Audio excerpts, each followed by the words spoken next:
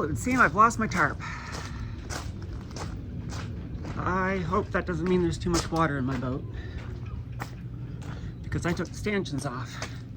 I stuffed them with some butyl tape, but they weren't that well done. That is not what I was expecting to come to today. That's annoying. Well, that's why I came down to check on the boat. Hopefully there's not too much water in her. I mean, I've had the bilge pump battery. I just hope it's not flat. I don't have my, I don't have any stands for the camera, so I'm just gonna be turning you on and off as I try to figure out what's going on with the boat. So because this had been covered, I had left things like my saw and whatnot out, which is, that was clearly a mistake. I mean, the frame held up, like, kinda.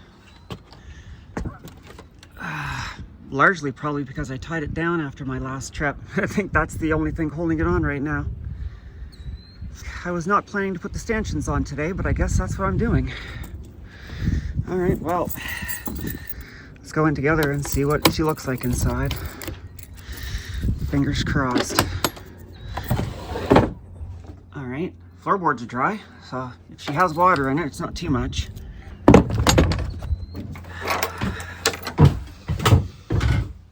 She smells okay. That's good. Actually, I might as well, it's a nice sunny day.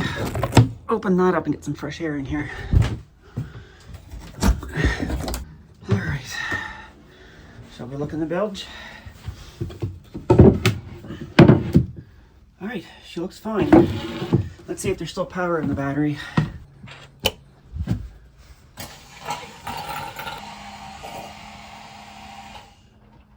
That would be yes. All right. So water probably got down under here because that's where the stanchions came off. But if it did, it wasn't much. There's some stanchions up in here as well. There we go. So I didn't bring a tripod, so I apologize if this is a bit shaky. I was really just planning to come down and check on things. Teach me to buy a tarp. I don't know if you could see, but after I turned off the camera, I looked and all of the rings had ripped clear out of the tarp. So there's no putting it back. It was like a $250 tarp from Princess Auto, which is Canada's version of Harbor Freight. So, I mean, got what I paid for, I suppose. Welcome back to the boat. That's my neighbor. Doesn't look like his tarp's done a whole lot better, and that's a nicer blue one. So the moral of this story is don't cover your boat with a tarp. I think what it is, see how his is flapping in the wind? If I had been able to strap it down really tight so that the wind didn't move it, I bet you it would have lasted. Okay, well anyways, it's a nice day, and I think the worst of the freezing of the year is over, so yeah. I'm gonna go plug that in. Okay, that's much more concerning. That is completely off that and should be under there. And there's somebody's glasses here. What the absolute deuce is going on here? The other stands are good. The bow stand is kind of optional, so to have any of them come off, that's the one to have come off. It's almost like someone took it off though, because if the wind had done it, it would have just gotten knocked over. Whose glasses are those? Today's gonna be fun, I can tell. Okay, got it back in. I think I know what happened. When I was tying this up at the beginning of the winter, I did a bunch of lashings around this. That vertical part that has the pad on it, it just drops in. So I bet you when the tarp was pulling free, I'm not going to be able to do it because I've tightened it up, but it pulled it out that way. It started to fall back. Where is it? All of the line probably pulled that out, and this fell over sideways, and that went that way. So I'm not too terribly concerned now. I think it was my own incompetence with how I did the coverings this winter. If you want to be constantly learning new things, get a sailboat and don't pay experts to do things. That's bad advice if you've got the money. But if you don't, well, you're in for a lot of learning now, aren't you? All right, back to connecting up the power. Okay, before I turn on the charger, I'm curious what the current battery voltage is. 12.59. Now for lead acid, I think that's still got some decent charge in it. Let me go turn on the breaker and turn on the charger. Right. Turn that on. Because the top was off, if any water got into that cable, it's going to trip the breaker. So I don't know if this is actually on or not. Oh, sounds like it. All right. Can't see it, but it's charging. Now the voltage should be 14 something. 12.5. Oh, it'd help if I turned on the battery. Still only 12.5. It is charging, isn't it? It can't be. Positive to here, through here, straight to the main bus bar. And the chargers go to the main bus bar. So this switch is only for the engine. This is useless. So why is it not charging yet? I mean, the charge light is on. Well, I did bring my MK3, so let's plug that in and see what it says. Oh, huh? No, it's not charging because I disconnected the main ground. Okay, I have to turn that off. Oh, balls, I didn't bring my socket set. Okay, do I have a wrench or something here? I need to connect that to charge the battery. Found a wrench. This is like the first time I've ever come to the boat and didn't bring my socket set. Okay, I'm gonna put you down to put that on. I'll bring you right back. How many of you saw that and were like, Betty, don't do that? That red piece of tape tells me that it's supposed to go to the positive. So I'm tightening that back up. Because I was sitting here thinking, why did I tape off the ground? Especially, why did I tape it in red tape? And then this reminded me. And then I realized, oh wait, there's the grain going to the ground. So that was almost a mistake. Go me. Okay, now that's connected. Let's turn on the battery charger again.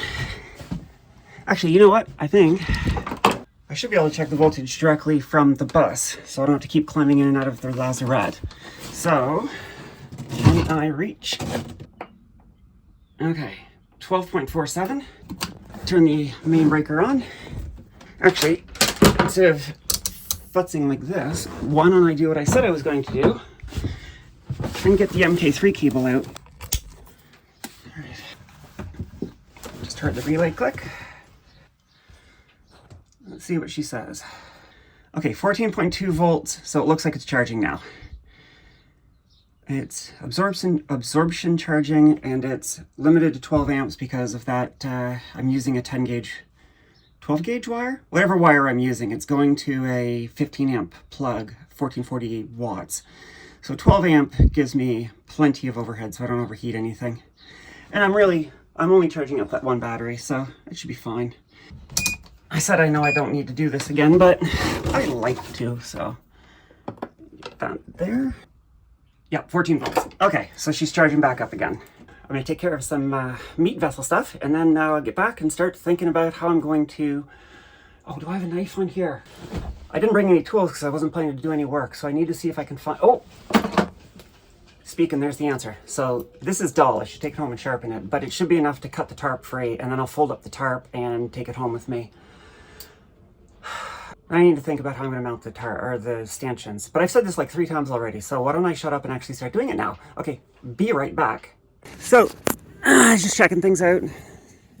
Mast is still looking okay. Still need to work these free. Well, they're tied up. Oh yeah, but I tied them down there, so I can't lift them yet. I need to replace this, which means I have to get this off and run new wire, because this is just shot to shillings. Get those 2 lights replaced. Trying to think of what I need to re-step the mast. So that light has to be done. I don't need the radar for this season. I can leave that. I'd rather not re-step the mast. So what I might do is when I run the cable to where the radar will be and then just cover it up or something. I don't know. or just accept the fact I'll have to unstep the mast again.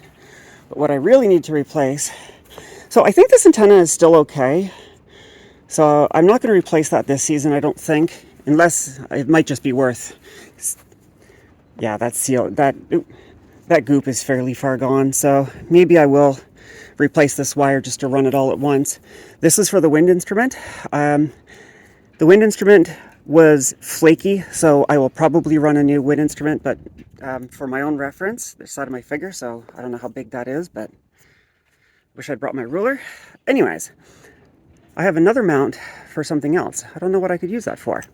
Anyways, this masthead light is still working, but I would like to replace it. Oh, that's riveted in. Okay, so I'm gonna have to drill those out and pop them off, but then that gives me somewhere to pull all my wires too, because that'll be a straight shot down the mast. This got crushed when the mast was being taken off the boat when I got here, but that's okay. What is this? I don't know what this is. TV, I think that's a TV antenna. Whatever it is, I don't need it. So, that'll have to go.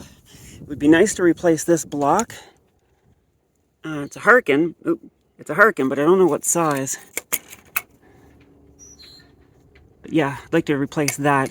Just everything that's at the top of the mast. I can't move that to see if that's seized or not. I'm probably not going to do a rig this year, so honestly, I'm going to be taking the mast down a second time anyway. But yeah, I would like to replace the masthead blocks. Probably going to go to wire, just because it's the cheapest and it'll be fine for a while. I mean, I might go Dyneema, I don't know. This is the Dutchman that I replaced before the trip home, but this is the backstay. Not backstay, sorry, this is the topping lift. That needs to be replaced. I should crack that open, see what the state of the radar is. If I knew what model it is. Oh, Alpha Sierra Lima Michael Tango X-Ray 2. That's the FCC ID, the Canada ID is below it.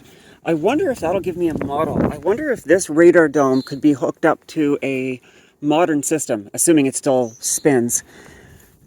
I can't get this off because it's seized in. I've been hitting this with PB Blaster, so I'm sure some of them would come free, but to get all of them on both sides, that might be asking a lot. I mean, I'll try, but if I could save the radar dome and just put a new radar device, like a receiver at the bottom, I don't know if they have to go together or whether they're interchangeable. It'd be nice to not have to buy that because a new one's like $2,000. All in all, she seems to have done well through the winter. And for scale, if anybody knows what type of... is that the radar? Oh, well, whatever. I need to replace all these cables. This cable's probably still good. 14 gauge going up to the top of the mast.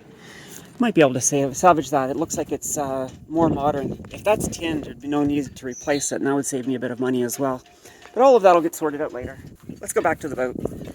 On my walk over, I realized I left the bolts up on deck, and I bet you they got blown off. The bolts for holding down the stanchions were left up here. So there's one pair, two pair. I don't know how many pair I need because I remember now, some of them like this, I had to pull the base off. Others, I could pull the stanchions just out and I didn't have to pull the base. So those aren't really a big risk for leaking. So it's two. Got to cut this free. There's a third pair. Yeah, you can see how I stuffed some butyl tape down into the holes, and I think that's probably what saved me the most. Except I missed one, so water would have been running down there. Okay, lovely.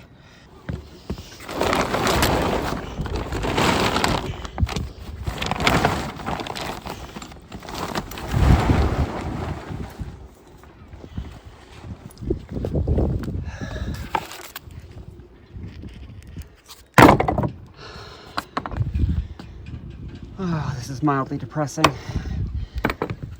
Oh, there's another pair. Okay, so I got 4 pairs and one of the screws to mount the stanchion, but I'm not worried about those. I just want to fill the holes. Oh, there's a pair that's still in it. We put the bolts back in that one.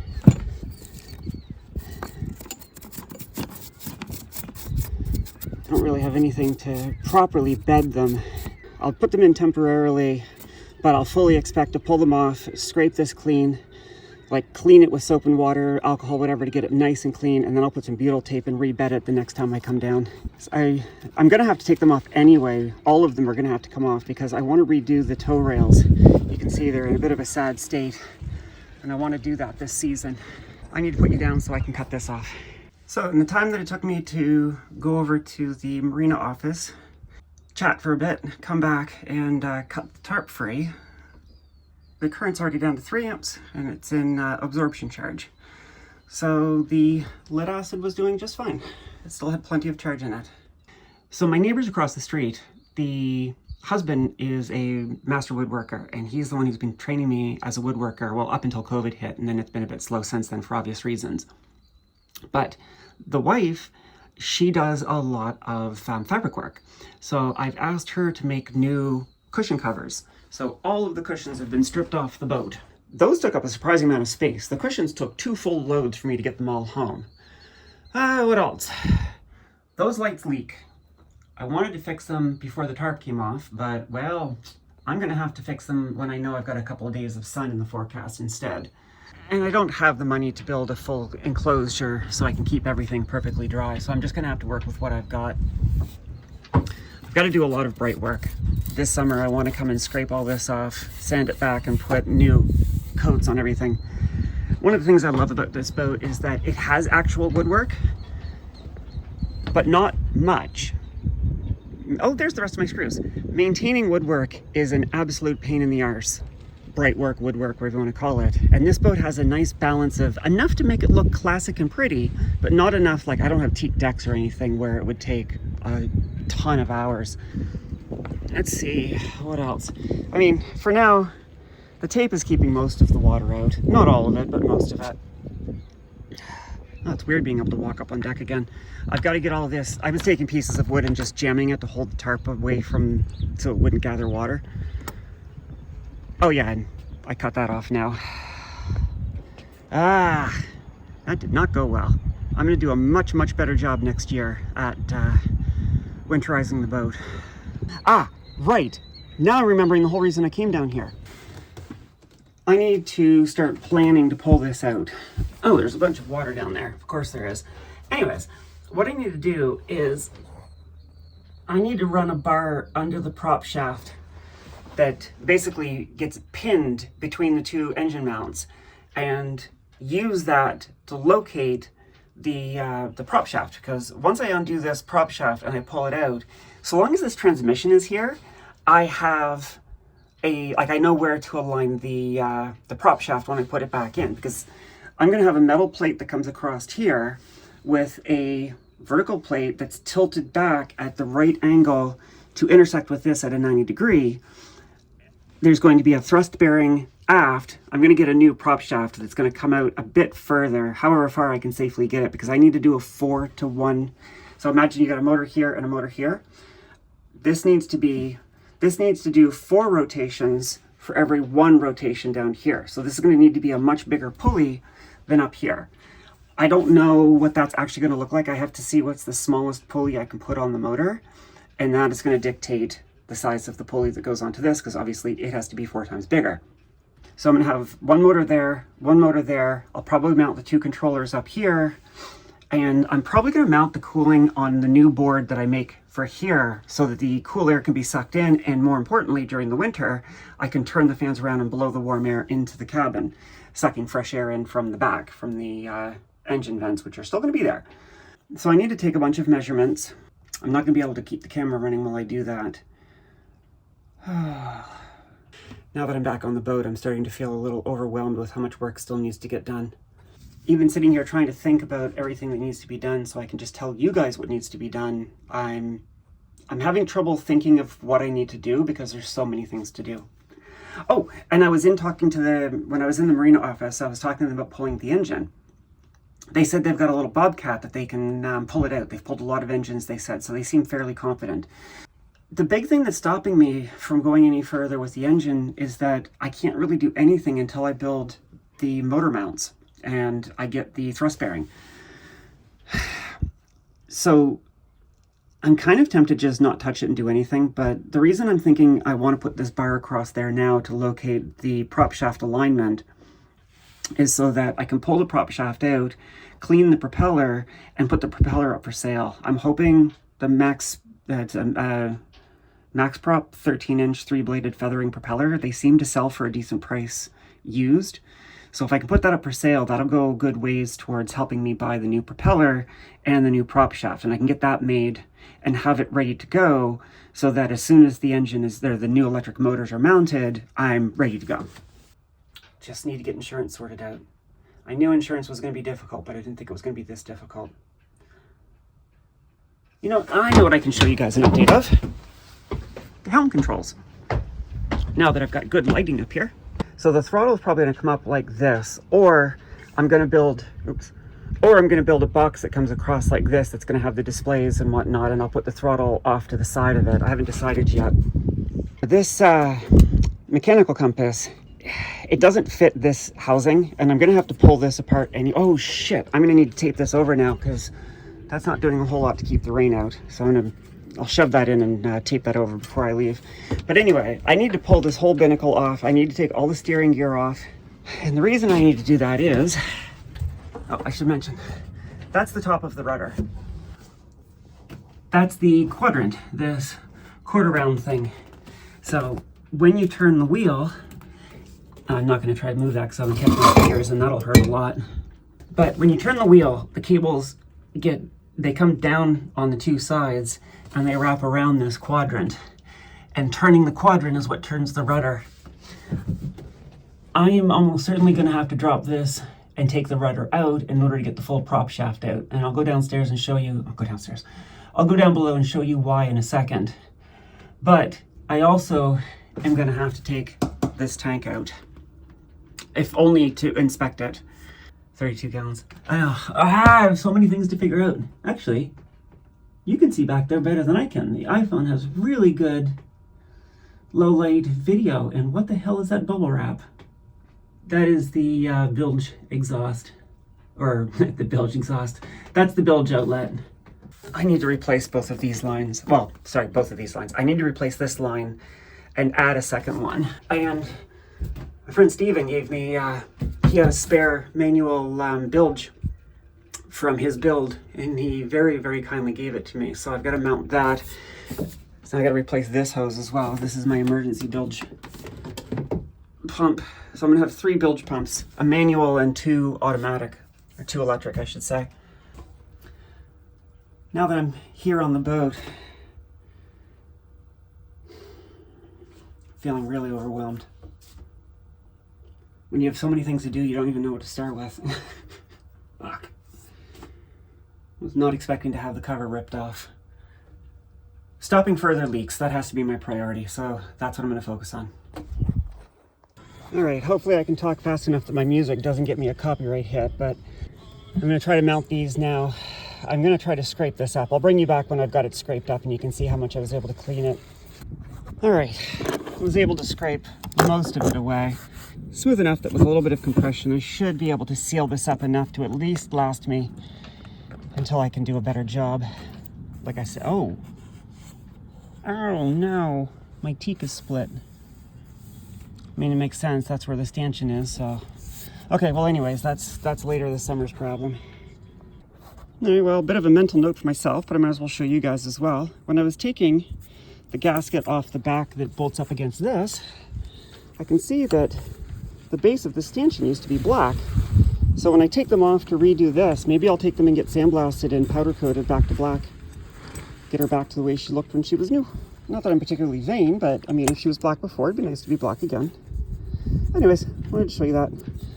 All right, I'm not going to be able to really show you how I do this, but this is super, super tacky. I cut off a little bit at the edges because 2 of them side by side wasn't quite wide enough. This is way oversized, but I'm going to put this in, squeeze it down. You can see where one of the holes are. The other one should be, yep, there it is right there.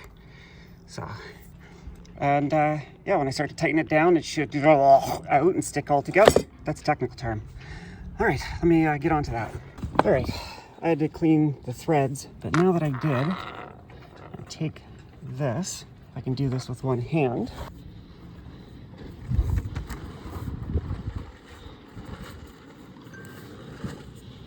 some beetle tape around the head.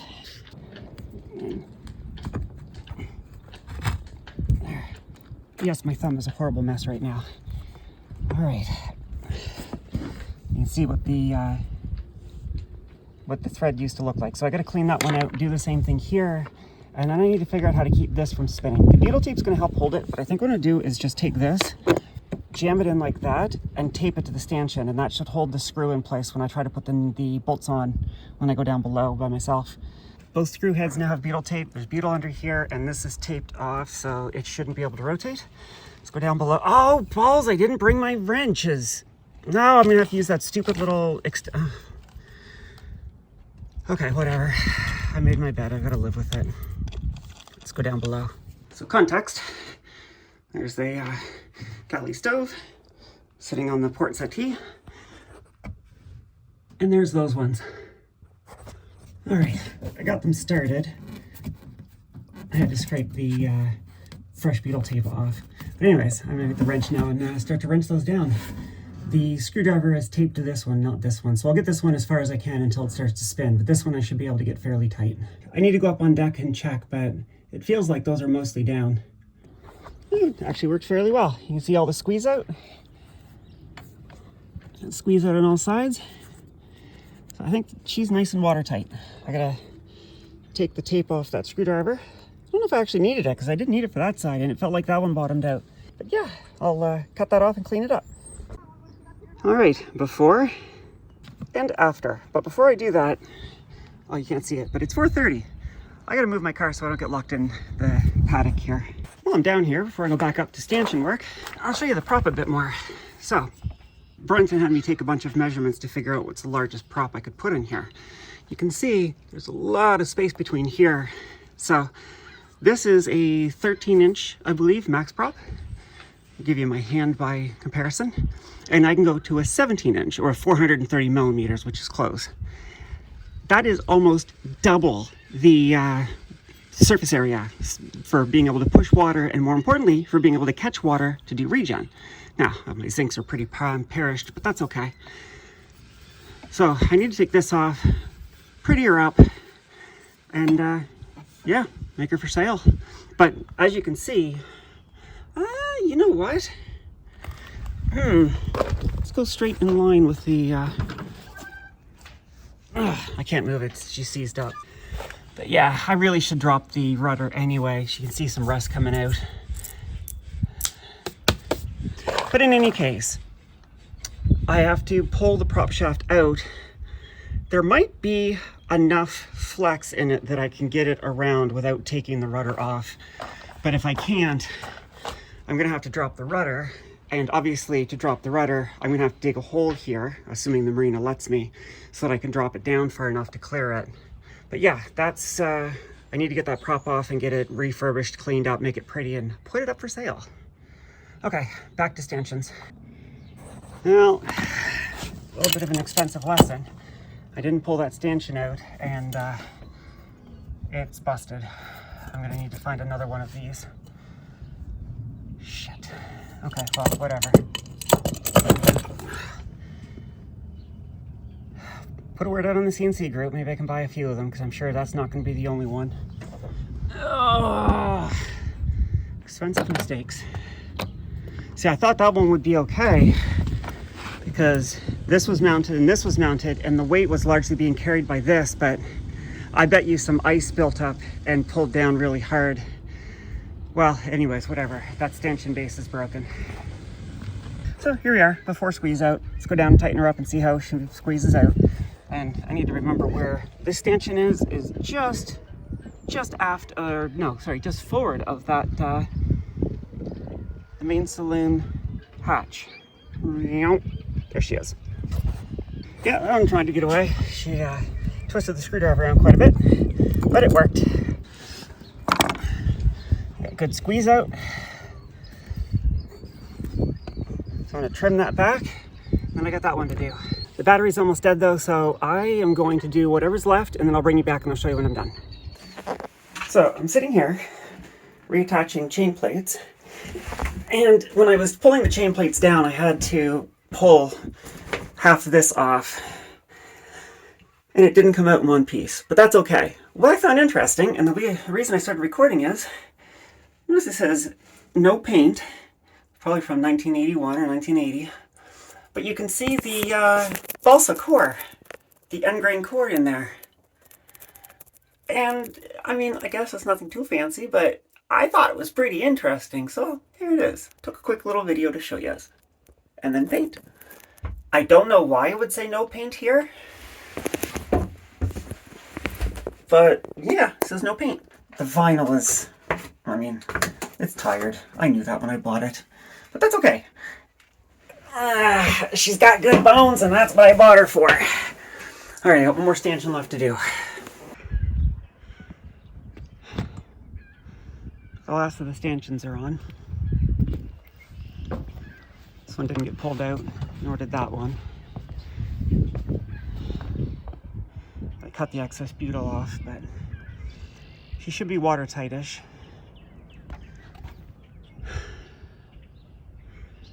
God, I hope I'm in one of those slips this summer. I do not want to spend the summer on the hard. I've got to clean up the tarp, but the light's almost gone and the battery's almost gone.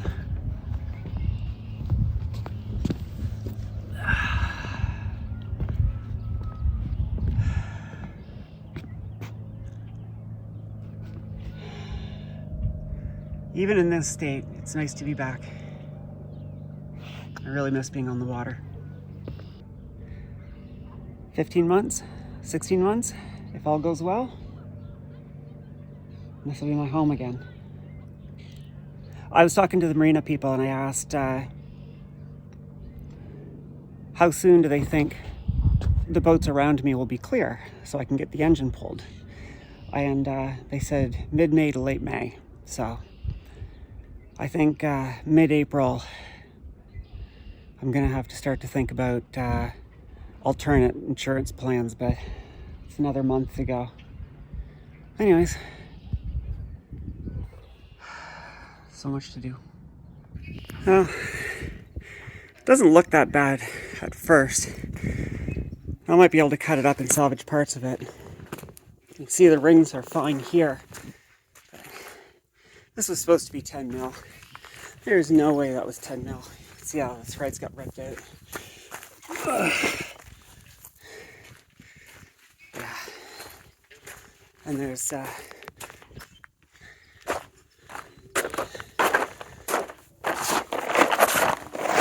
big rip I tried to patch there. Well, whatever.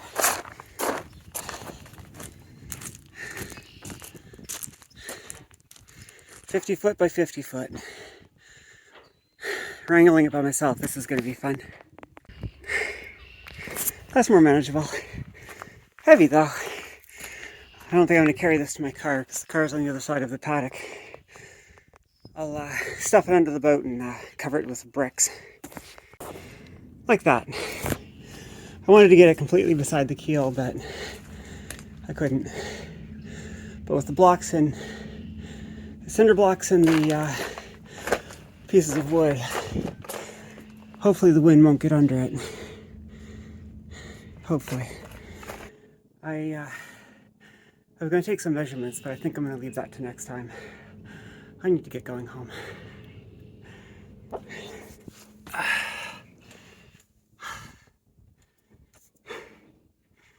CF masts. Somehow that being crooked and alone seems pretty apropos. Alright. I've got to get back to learning STM32. I'm the Digital Mermaid. If you enjoy this kind of stuff, can I get you to do the usual YouTube doobly-doo thingies? Like, subscribe, share, all that kind of stuff. Sure does make the algorithm happy, and makes me happy too, so it's much appreciated. See you next episode. Just before I leave, it's been a couple of hours, and it's down to 2 amps at 14.9 volts. Let's turn off the AC and see what the battery is. The inverter's on, but that's okay. I'll turn that off. 13.5 volt, minus 1 amp. That's not too bad. There we go.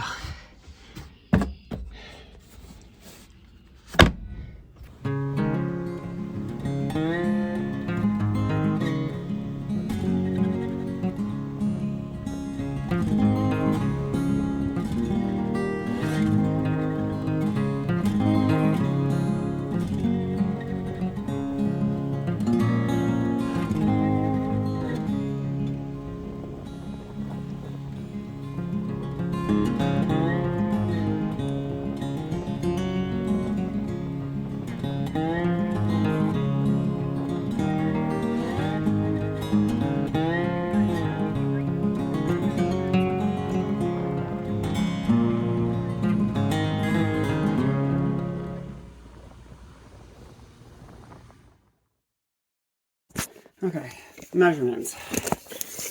Probably gonna have to put the camera down and just call them out every now and then, but the first one's going to be the inner distance between the two engine mounts.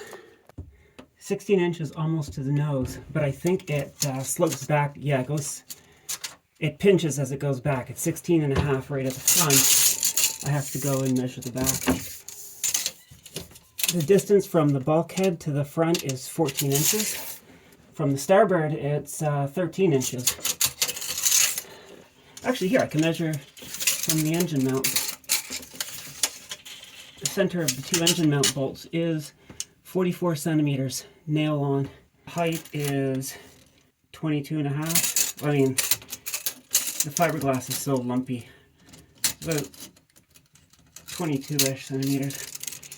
Okay, so a rod to go between the two that would bump up against the bottom of the prop shaft, make it 40 centimeters and expand at least 30 more centimeters. Wedge it between here and tighten it so that it bites in. Put little spiky bits on it so it actually bites, and I can line that up underneath. It's fair to say that this seam is going to be down the center line, so if I set up the laser level so that it intersects that seam and goes through the center of the prop shaft, that'll give me my port to starboard, and that bar should give me my horizontal. How many hours have I stared at this engine? I just need one insurance company to say yes and I can start working on ripping her out. I'll get her stripped down. I need to give her a proper service before I put it up for sale if I want to get any kind of real money for it. So, if I pull it apart, then so be it.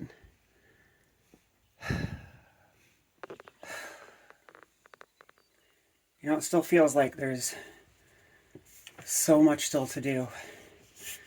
And no doubt there is. But considering how much I've done,